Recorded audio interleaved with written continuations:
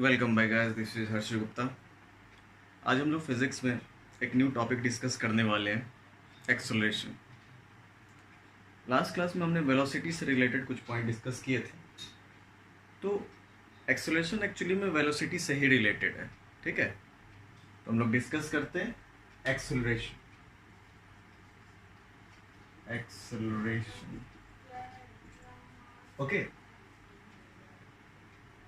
अगर सपोज किया जाए कि कोई ऑब्जेक्ट है, वो ट्रेवल कर रहा है। आपको पता है कि इसके ऊपर एक फोर्स लगाया गया था, एफ एक्सटर्नल, जब भी ये मोशन में आया था। तो अगर ऑब्जेक्ट के ऊपर एक एक्सटर्नल फोर्स अप्लाई किया गया तो इसने मोशन शुरू किया। मोशन क्यों शुरू किया गया? क्योंकि फोर्स लगाने से इसमें वेलोसिटी क्रिएट हुआ। इस पॉइंट पे इसे हम यू से डिनोट किए थे, ठीक है। ये वेलोसिटी जो इनिशियल पोजीशन पे होता है उसे हम क्या कहते हैं? Initial velocity. ये इनिशियल पोजीशन है, इनिशियल पोजीशन। और एक टाइम आया जब ये रुक गया। इस समय इसका वेलोसिटी क्या हो गया? v मीटर पर सेकेंड, ओके। और ये पोजीशन क्या है? फाइनल पोजीशन, जहां पे ये स्टॉप हो गया, इसका मोशन मूवमेंट रुक गया। अभी सपोज कर दो कि यहां से यहां तक इसने एस डिस्टेंस ट्रेवल किया, ओके। जैसा कि हम लोग एज्यूम करते हैं टाइम टी लग रहा है इसे ट्रेवल करने में, ओके। तो पूरे फिजिक्स में ये फिगर बहुत ही इंपॉर्टेंट है। तो एक्सेलरेशन समझने के लिए हमें वेलोसिटी को समझना है। क्या देख रहे हैं हम लोग? हम लोग देख रहे हैं कि जो फोर्स लगाया गया तो इसके कारण ये जो वेलोसिटी क्रिएट हुआ है v, है ना। स्टार्टिंग में ये तो u था बट बाद में v हो गया है, तो वेलोसिटी, बट इसके वैल्यू में चेंजिंग हुआ है, पोजीशन में चेंजिंग हुआ है, जब भी इसका नाम u से v हो गया। इट मीन्स वेलोसिटी में कुछ चेंज हुआ है। तो जब भी कोई वेलोसिटी में कोई भी चेंजिंग हो जाए तो एक नया पैरामीटर डेवलप हो जाता है, वो क्या है? एक्सेलरेशन, ठीक है। और तो चेंज इन वेलोसिटी हम लोग पहले कैलकुलेट अगर कर ले, ठीक है, तो कैसे निकालेंगे? फाइनल माइनस इनिशियल, यानी v माइनस यू, है ना। इसे अगर टाइम से रिलेट कर दिया गया, change of velocity with respect to time, then it is acceleration.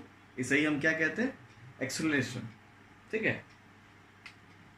तो एक्सेलरेशन को हम लोग लिख सकते हैं, acceleration is the change of velocity, ठीक है। वेलोसिटी में चेंज विथ रिस्पेक्ट टू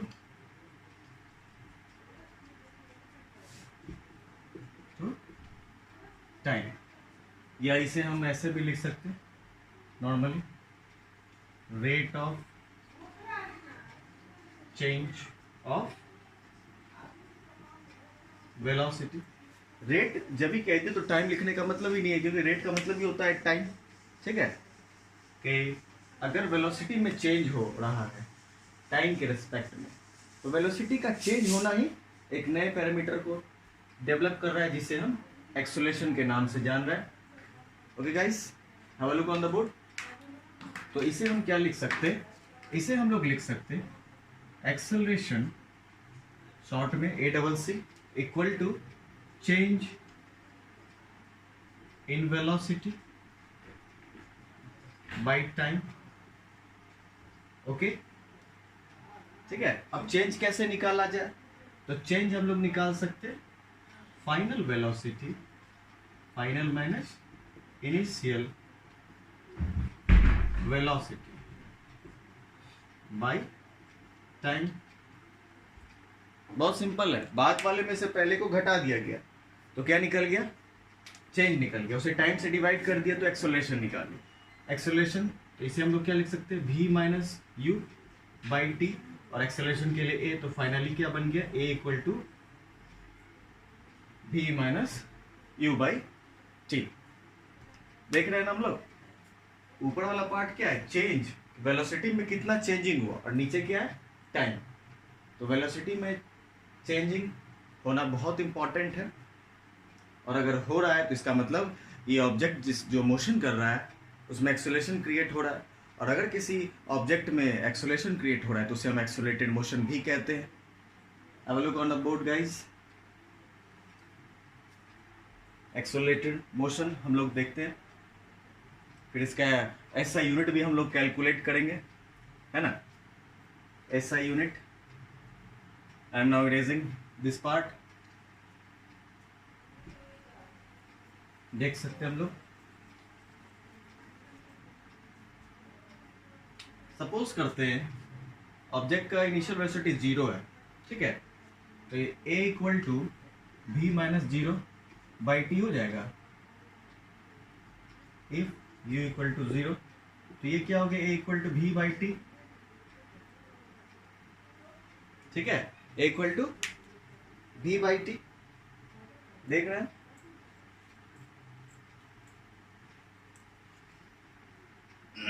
अब क्या करते हैं हम लोग, इसका ऐसे यूनिट हमें पता करना है, एक्सेलरेशन का। एक्सेलरेशन हम लोगों को समझ में आ गया, तो हमने लास्ट क्लास में बताया था आपको कि जब कभी एक्सेलरेशन का किसी भी फिजिक्स में क्वांटिटी, किसी भी फिजिकल क्वांटिटी का फिजिक्स में कैलकुलेट करना हो, पता करना हो, तो याद रखने की जरूरत नहीं है, बस हमें उसका फॉर्मूला पता होना चाहिए। तो इसका ऐसा यूनिट हम लोग क्या निकाल सकते हैं, एकदम ध्यान से समझिएगा, a equal to v by t, ठीक है। हम लोग क्या निकाल रहे हैं, SI यूनिट, SI यूनिट पता कर रहे हैं।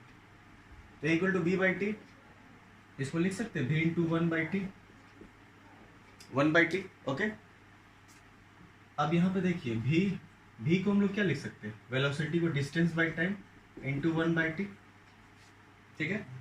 और इसे हम लोग लिख सकते हैं डिस्टेंस मतलब लेंथ, लेंथ मतलब मीटर, टाइम को,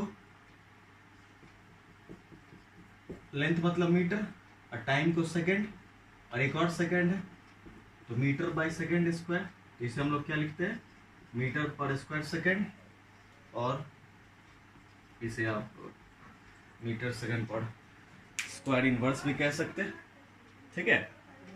तो हम लोगों ने एक्सेलरेशन समझा और इसके ऐसा यूनिट, इसके फॉर्मूला डिस्कस किए। अब एक चीज और कि ये जो एक्सेलरेशन है, ठीक है, अभी हमने ओरली बोला था कि अगर ऑब्जेक्ट में मोशन हो रहा है, मोशन में एक्सेलरेशन क्रिएट हो रहा है, तो उसे हम एक्सेलरेटेड मोशन भी कहते हैं, ठीक है।